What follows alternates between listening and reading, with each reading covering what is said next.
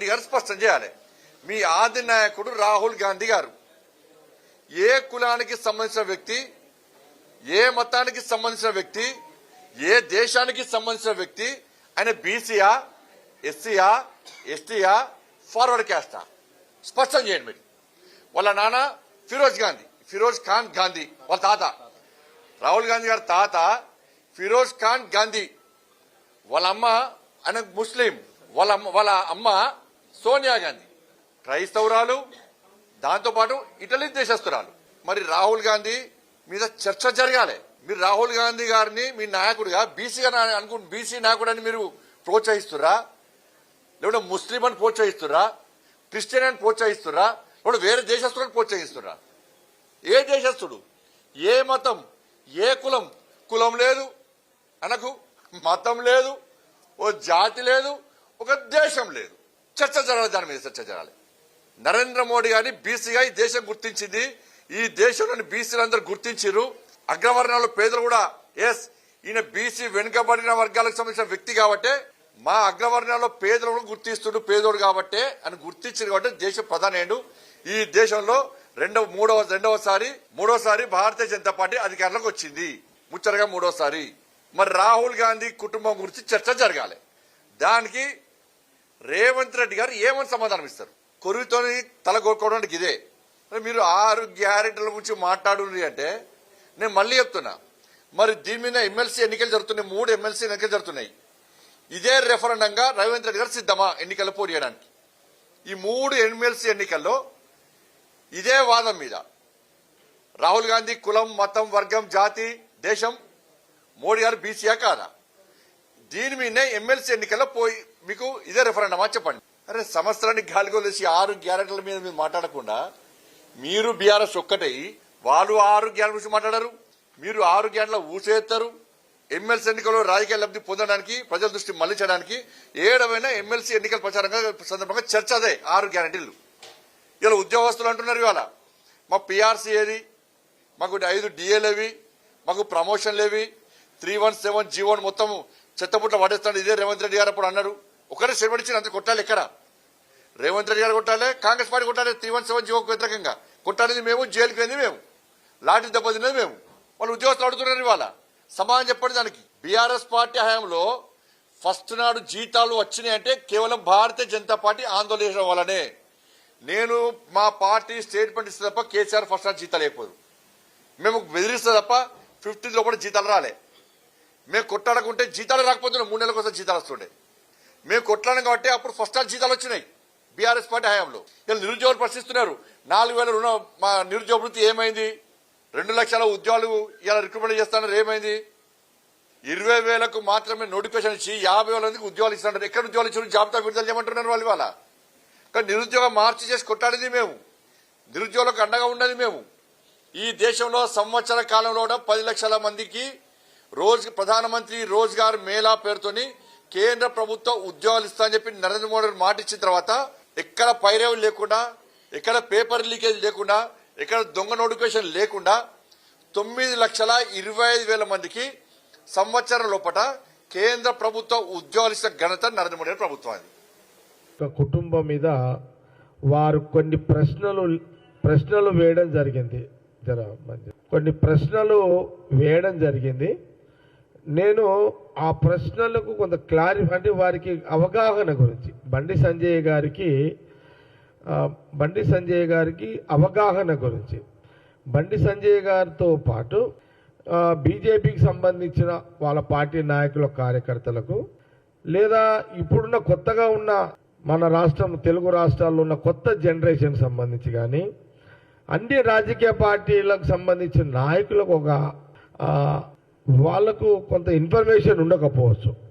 అంటే ఈనాటి ఇది రాహుల్ గాంధీ గారు అంటే ఈనాటిది కాదు, ఇది ఒక చరిత్ర, ఒక స్వాతంత్ర ఉద్యమ మహాసంగ్రామం నుంచి వచ్చినటువంటి చరిత్ర. ఇది మన దేశానికి బ్రిటిష్ను బయటికి వెళ్ళగొడుతూ దేశ ప్రజలు స్వతంత్రంగా జీవించే హక్కుల కోసము మహాత్మా గాంధీ గారి యొక్క నాయకత్వంలో ఆ రోజు జవహర్లాల్ నెహ్రూ గారు ఆనాడు ఆ సంగ్రామం దేశ ప్రజల కోసం మొదలైన ఆ సంగ్రామం స్వాతంత్ర సంగ్రామంలో నుంచి వచ్చిన కుటుంబమే ఈ రాహుల్ గాంధీ గారి కుటుంబం.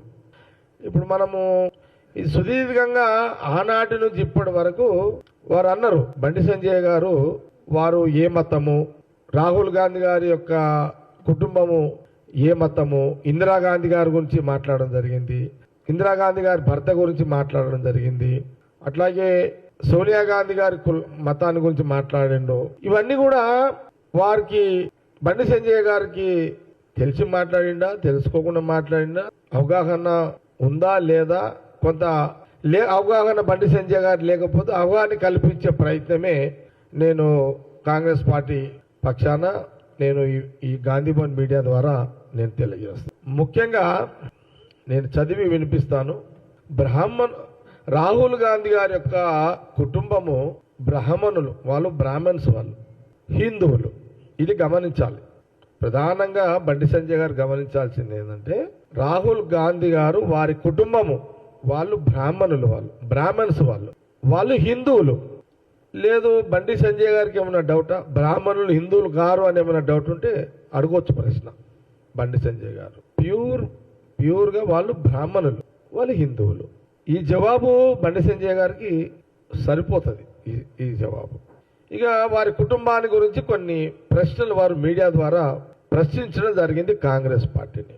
అందుకే నేను కొన్ని విషయాలు మా గాంధీ భవన్ కాంగ్రెస్ పార్టీ పిఆర్ఓ వారు ఇచ్చిన ఇన్ఫర్మేషన్ ప్రకారము మేము మీడియా ద్వారా యావత్ తెలుగు ప్రజలకు తెలియజేసే ప్రయత్నం చేస్తున్నాము. ముఖ్యంగా చెప్పాలంటే, దేశానికి స్వాతంత్రం తెచ్చిన తర్వాత కులాలకు మతాలకు అతీతంగా రాహుల్ గాంధీ గారి యొక్క కుటుంబం ఉంది. రాహుల్ గాంధీ కుటుంబం ఎప్పుడూ రాజకీయంగా కులాన్ని వాడుకోలేదు.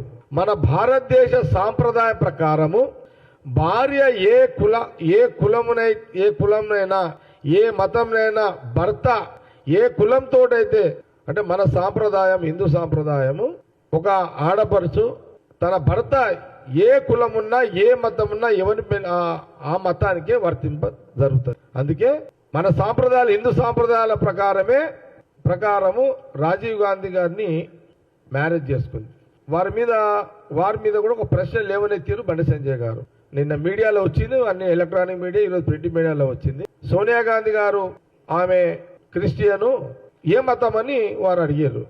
నేను వారికి ఏం చెప్తున్నంటే, మీరు చాలా మీరు బాగా హిందూ ధర్మము హిందూ మతం మీదనే కదా బండి సంజయ్ గారు భారతీయ జనతా పార్టీ జీవిస్తున్నది.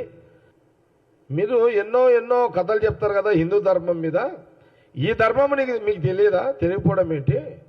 సోనియా గాంధీ గారు రాజీవ్ గాంధీ గారిని వివాహం చేసుకున్న తర్వాత సోనియా గాంధీగా మారారు.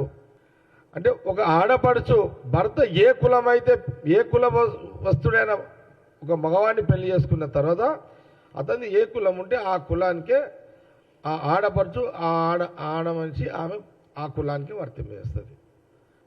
ఇప్పుడు సపోజు నేను రెడ్డినున్నా, నా భార్య గౌడ్స్. ఇప్పుడు నన్ను పెళ్లి చేసుకున్న తర్వాత ఇప్పుడు నా భార్యను బయట ఏమంటారు? నిర్మల రెడ్డి అని అంటున్నారు. ఇదే కదా మన హిందూ సాంప్రదాయము హిందూ ధర్మంలో ఉన్న. మీరు హిందూ ధర్మం మీదనే రాజకీయంగా ఓట్లు అడిగి బతికేటోళ్ళు బండి సంజయ్ గారికి గీది కూడా తెలియకపోతే ఎట్లా?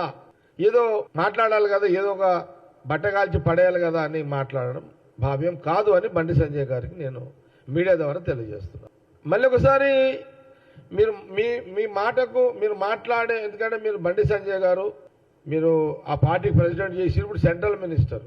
మనము ధర్మ పరిధిలోనే మాటలు మాట్లాడుతున్నాం కాబట్టి ధర్మ పరిధిలోనే నేను మీకు అవగాహన కల్పించే ప్రయత్నం మీడియా ద్వారా చేస్తున్నా. భర్త రాజీవ్ గాంధీ గారు హిందువు బ్రాహ్మణుడు.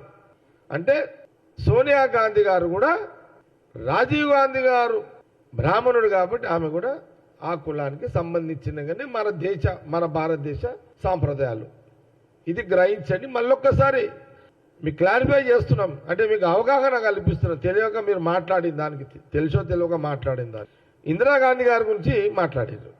ఇందిరాగాంధీ గారి యొక్క భర్త ఫిరోజ్ జహంగీర్ గాంధీ, ఆయన భర్త స్వాతంత్ర ఉద్యమంలో గాంధీజీ వెంట ఉండేవాడు. ఆయన సహచర్యం కారణంగా తర్వాత క్రమంలో ఆయన పేరు ఫిరోజ్ గాంధీగా ప్రజలు మార్చారు. మహాత్మా గాంధీ స్వాతంత్ర ఉద్యమంలో పాల్గొనే క్రమంలో గాంధీగా ఉన్నటువంటి ఫిరోజ్ గారు వారిని గాంధీగా ఆ రోజు దేశ ప్రజలు స్వతంత్ర ఉద్యమంలో మార్చారు. ఫిరోజ్ గాంధీ అని పిలువబడ్డ తర్వాత వారిని ఇందిరాగాంధీ గారు పెళ్లి చేసుకున్నారు. ఆ పెళ్లి చేసుకున్న తర్వాత వారికి ఆల్రెడీ గాంధీ అని ఉంది కాబట్టి ఇందిరాగాంధీగా వారు కొనసాగారు. అసలు ఇంతకుముందు చెప్పినాను, మళ్ళీ ఒకసారి చెప్తున్నాను, రాహుల్ గాంధీ గారు కులము బ్రాహ్మణ కులము మళ్ళీ బీజేపీ నాయకులకు బండి సంజయ్ గారికి తెలియజేస్తున్నా. మతము హిందూ మతము. వాళ్ళ మతానుసారం ప్రకారమే మోతీలాల్ నెహ్రూ గారు కూడా జంధ్యం వేసుకునేవాళ్ళు.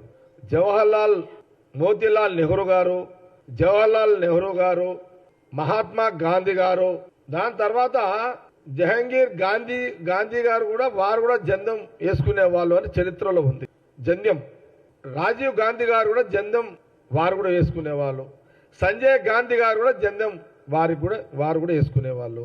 రాహుల్ గాంధీ గారు మ్యారేజ్ చేసుకోలేదు కాబట్టి వారు వేసుకోలేదు. అది మ్యారేజ్ అయినాక బ్రాహ్మణులు జంధ్యం వేసుకునే సాంప్రదాయం ఇప్పటికీ అందరూ వేసుకుంటుంటారు. అది ముఖ్యంగా భారతీయ సనాతన హిందూ వైవాహిక సాంప్రదాయం ప్రకారం భర్త ఇంటి పేరు భార్యకు వస్తుందని కాబట్టే సోనియా గాంధీగా అయింది. సంజయ్ గాంధీ మేనకా గాంధీగా వాళ్ళు కూడా భారతీయ సనాతన ధర్మం ప్రకారం ఆమె కూడా యాక్చువల్గా ఏంది మేనకా వారు సిక్కులు వాళ్ళు మేనకా సిక్కు. కానీ ఎప్పుడైతే సంజయ్ గాంధీ గారిని మ్యారేజ్ చేసుకుందో ఆమె కూడా మేనకా గాంధీగా మారారు వాళ్ళు. అట్లాగే ఫిరోజ్ తండ్రి అంటే ఇందిరాగాంధీ గారి యొక్క భర్త పేరు ఫిరోజ్, తండ్రి జహంగీర్ ఫరేడోస్, వాళ్ళ తల్లి పేరు రతిమయ్యి.